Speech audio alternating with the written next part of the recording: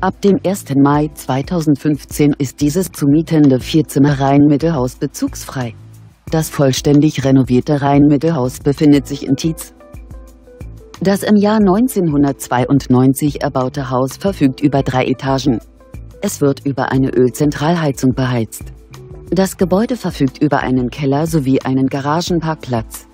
Es hat 3 Schlafzimmer, 3 Badezimmer und eine Gästetoilette.